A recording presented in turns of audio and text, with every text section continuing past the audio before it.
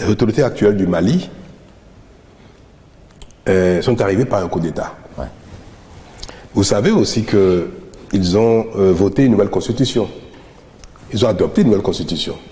Ça a été revu et dans cette nouvelle constitution, approuvée, adoptée par les nouvelles autorités maliennes, le coup d'État est interdit, est un crime, imprescriptible.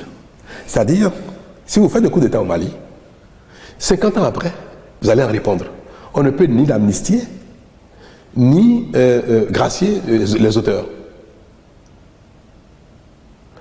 Parce que, tel qu'ils l'ont formulé, ils sont arrivés par un coup d'État, mais ils reconnaissent que le coup d'État est un crime, est mauvais pour le pays. Ils le reconnaissent eux-mêmes.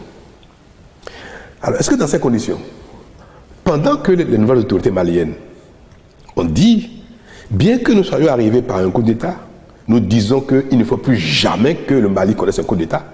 Est-ce que pendant ce même moment, pendant qu'ils disent ça, qu'il y a eu un coup d'État au Niger, les Maliens peuvent dire, bon, chez nous c'est interdit, chez nous c'est un crime, on dit plus jamais, mais au Niger, on applaudit. Est-ce que le Bénin, dans ce même environnement, peut dire, c'est vrai, nous connaissons tous que c'est pas bon, que ça fait 2, 3, 4, que c'est très grave, c'est très dangereux, mais que pour le Niger, allez bon, c'est pas grave, on applaudit, en espérant que ce soit le dernier.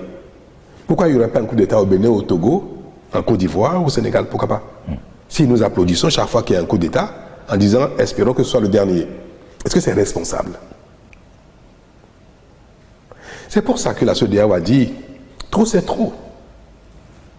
Notre attitude peut être une promotion au coup d'État. Le fait, chaque fois de dire, oh c'est pas bien, c'est dommage, c'est pas bien, bon mais c'est pas grave, on continue, c'est une façon de promouvoir le coup d'État.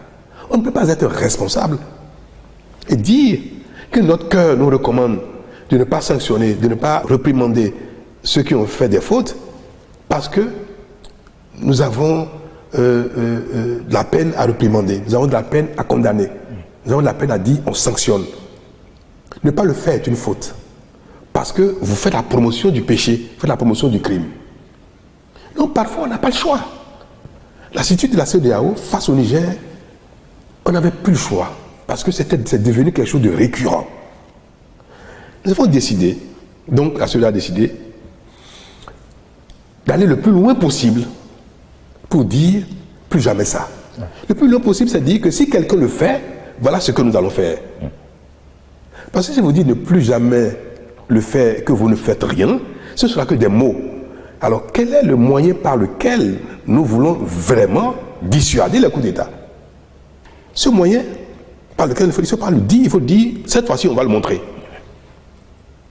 Bien que le Niger soit le pays siamois du Bénin, pays frère du Bénin, il était impératif que nous disions, sans tenir compte du fait que c'est Pierre a raison, pas la raison, Pierre le meilleur. Moi, je ne sais pas si les prochains dirigeants du Niger sont meilleurs que ceux d'hier. Je ne présume pas de cela. Et ce n'est pas le fait que Bazoum soit un ami que je dis qu'il ne doit pas quitter le pouvoir d'une manière ou d'une autre. Je dis simplement pour le principe, ça ne doit pas se passer ainsi. Et la communauté internationale, y compris donc la CEDEAO, a décidé de sanctionner, de dire que le bien peut être rétabli par la force. Le mal peut être combattu par la force. Le fait de dire que nous pourrions y aller par la force, c'est pour dire que si c'est un mal absolu, qu'il faut combattre, nous sommes prêts à le combattre le mal même par la force. C'est ça la responsabilité d'un chef, et chef d'État. Mais ça ne veut pas dire que dans notre cœur, nous le souhaitions.